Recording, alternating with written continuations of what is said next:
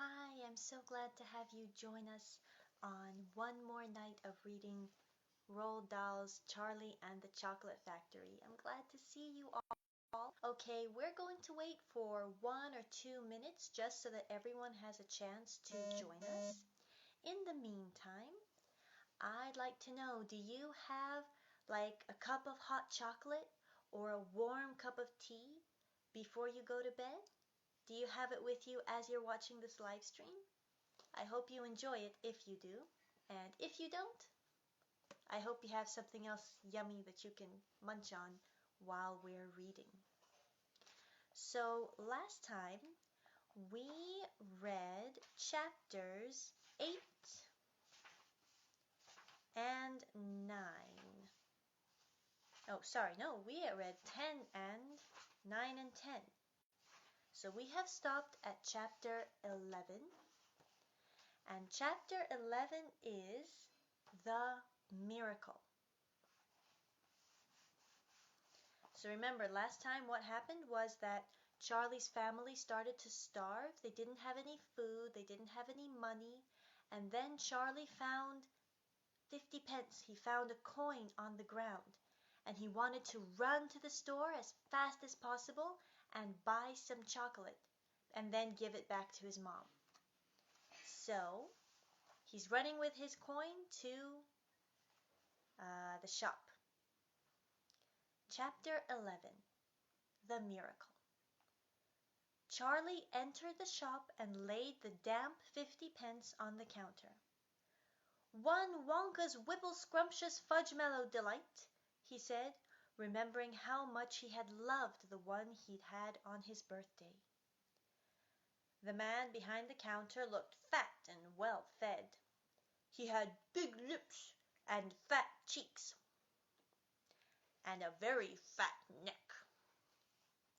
The fat around his neck bulged out all around the top of his collar like a rubber ring. He turned and reached behind him for the chocolate bar. Then he turned back again and handed it to Charlie.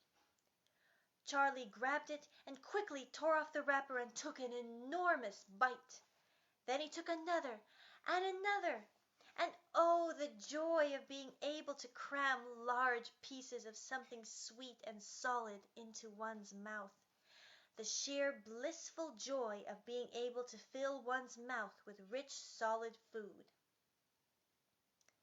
"You look like you wanted that one, Sonny," the shopkeeper said pleasantly. Charlie nodded, his mouth bulging with chocolate. The shopkeeper put Charlie's change on the counter. "Take it easy," he said.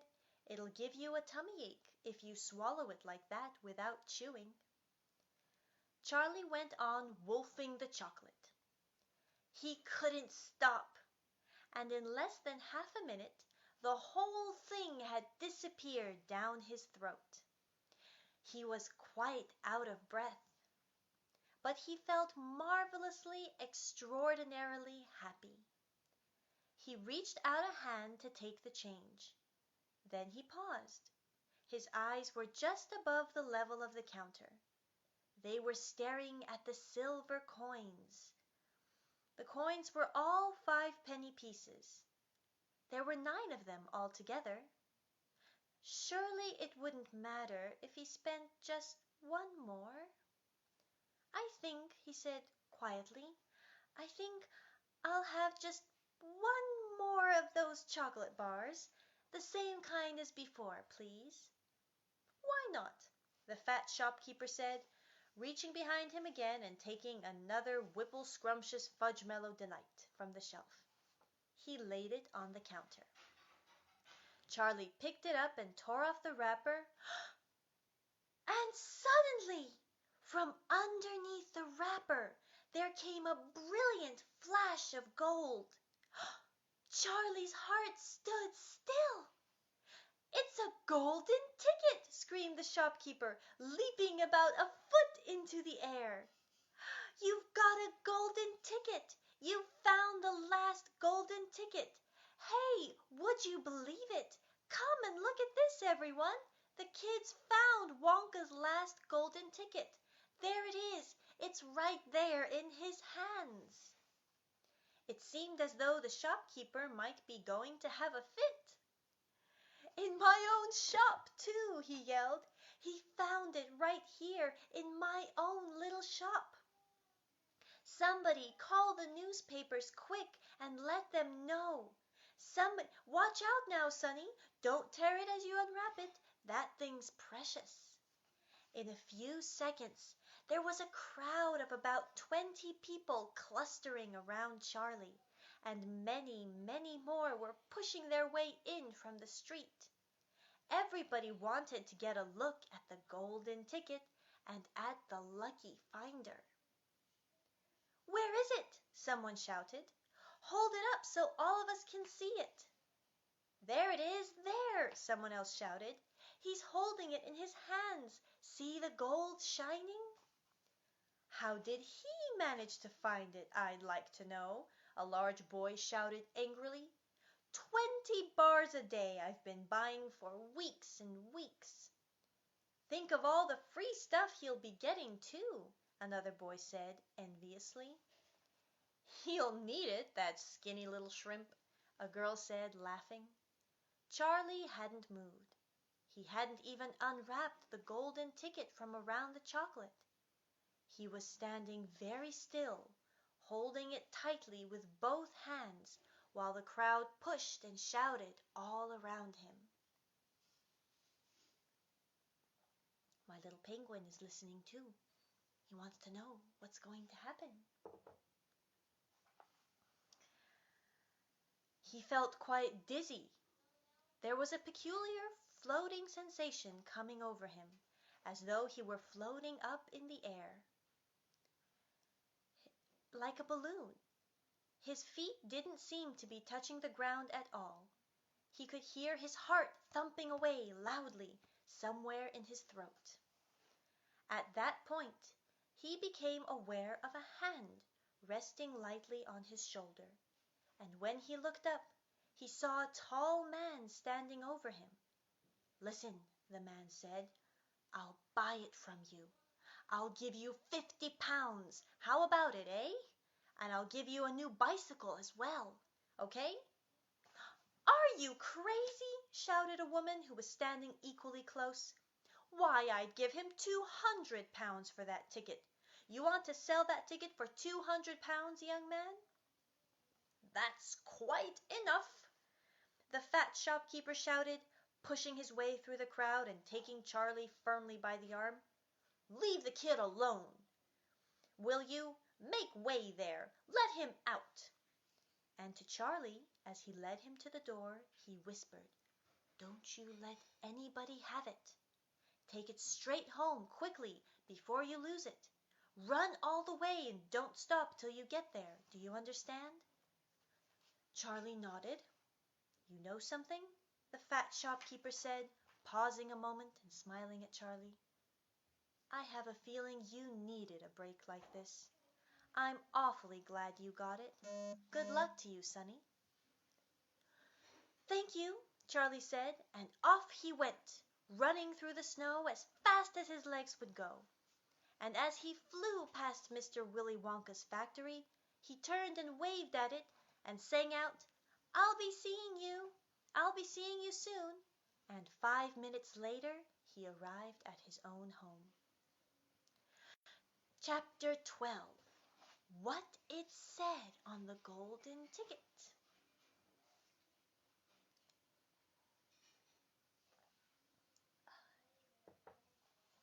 Charlie burst through the front door, shouting, "Mother! Mother! Mother!" Mrs. Bucket was in the old grandparents' room, serving their evening soup.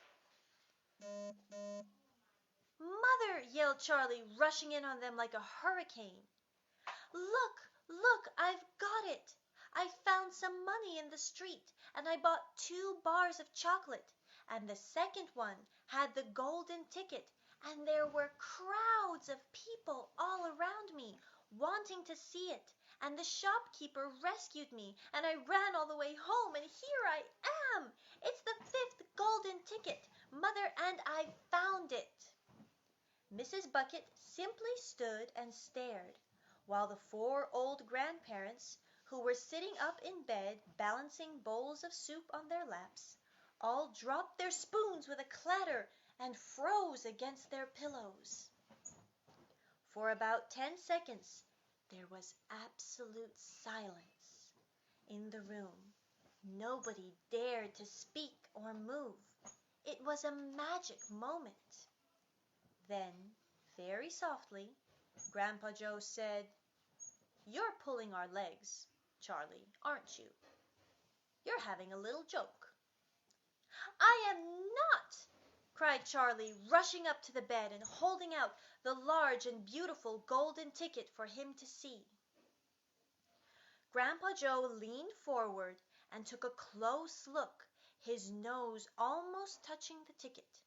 The others watched him, waiting for a verdict.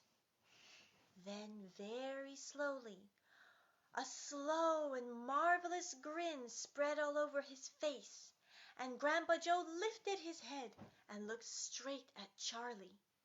The color was rushing to his cheeks, and his eyes were wide open, shining with joy. And in the center of each eye, right in the very center, in the black pupil, a little spark of wild excitement was slowly dancing. Then the old man took a deep breath, and suddenly, with no warning whatsoever, an explosion seemed to take place inside of him. He threw up his arms and yelled, "Yippee!" And at the same time his long, bony body rose up out of the bed, and his bowl of soup went flying into the face of Grandma Josephine, and in one fantastic leap this old fellow of 96½, who hadn't been out of bed these last 20 years, jumped onto the floor and started to do a dance of victory in his pajamas. Maybe later you can show me a video of your dance of victory in your pajamas. How would you dance if you got the golden ticket? "Yippee!" he shouted. "3 cheers for Charlie! Hip, hip, hooray!" At this point, the door opened and Mr. Bucket walked into the room. He was cold and tired, and he looked it. All day he had been shoveling snow in the streets. "Cripes!" he cried. "What's going on here?" It didn't take long for them to tell him what had happened. "I don't believe it," he said. "It's not possible." "Show him the ticket, Charlie," shouted Grandpa Joe, who was still dancing around on the floor like a dervish in his striped pajamas. "Show your father the 5th and last golden ticket in the world." "Let me see it, Charlie," Mr. Bucket said, collapsing into a chair and holding out his hand. Charlie came forward with the precious document. It was a very beautiful thing, this golden ticket, having been made, so it seemed, from a sheer of pure gold hammered out almost to the thinness of a paper. On one side of it, printed by some clever method in jet black letters, was the invitation itself, from Mr. Wonka.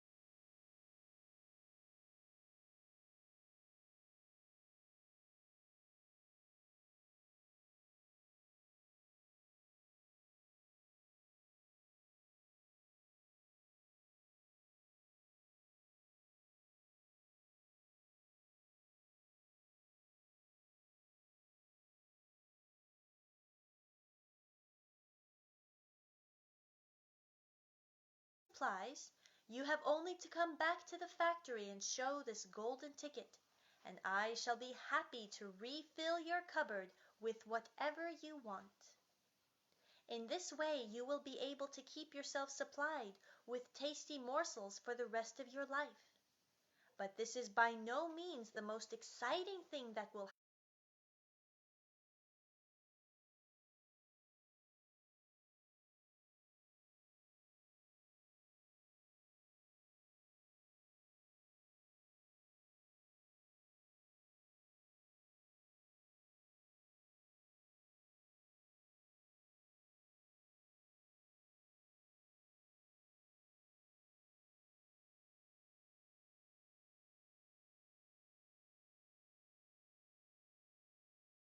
your instructions. The day I have chosen for the visit is the first day of the month of February. On this day, and on no other, you must come to the factory gates at 10 o'clock sharp in the morning. Don't be late, and you are allowed to bring with you either one or two members of your own family to look after you and ensure that you don't get into mischief. One more thing, be certain to have this ticket with you. Otherwise, you will not be admitted. Signed, Willy Wonka. The first day of February, cried Mrs. Bucket. But that's no. Today is the last day of January. I know it is. Cripes, said Mr. Bucket, you're right. You're just in time, shouted Grandpa Joe. There's not a moment to lose. You must start making preparations at once. Wash your face, comb your hair, scrub your hands, polish your shoes, iron your shirt, cut your nails, and for heaven's sake get all the mud off your pants. You must get ready, my boy. You must get ready for the biggest day of your life. Now, don't excite yourself, Grandpa, Mrs. Bucket said, and don't fluster poor Charlie. We must all try to keep very calm. Now the first thing is to decide who is going to go with Charlie to the factory. I will, shouted Grandpa Joe, leaping out of bed once again. I'll take him. I'll look after him. You leave it to me. Mrs. Bucket smiled at the old man. Then she turned to her husband and said, How about you, dear? Don't you think you ought to go? Well, Mr. Bucket said, pausing to think about it, no, I'm not so sure that I would. But you must! There's no must about it, my dear, Mr. Bucket said gently. Mind you, I'd love to go. It'll be tremendously exciting. But, on the other hand, I believe that the person who really deserves to go most of all is Grandpa Joe himself. He seems to know more about it than we do, provided, of course, that he feels well enough. Yippee! Shouted Grandpa Joe, seizing Charlie by the hands and dancing around the room. He certainly seems well enough, Mrs. Bucket said, laughing. Yes, perhaps you're right, after all. Perhaps Grandpa Joe should be the one to go with him. I certainly can't go myself and leave all the other old people alone in bed for a whole day. Hallelujah! Yelled Grandpa Joe. Praise the Lord! At that point there came a loud knock on the front door. Mr. Bucket went to open it, and the next moment swarms of newspapermen and photographers were pouring into the house. They had tracked down the finder of the 5th golden ticket, and now they all wanted to get the full story for the front pages of the morning papers. For several hours there was complete pandemonium in the little house, and it must have been nearly midnight before Mr. Bucket was able to get rid of them so that Charlie could go to bed. And that's the end of chapter 12 of Charlie and the Chocolate Factory. And now it's time to go off to bed, and I'll see you guys tomorrow. Good night.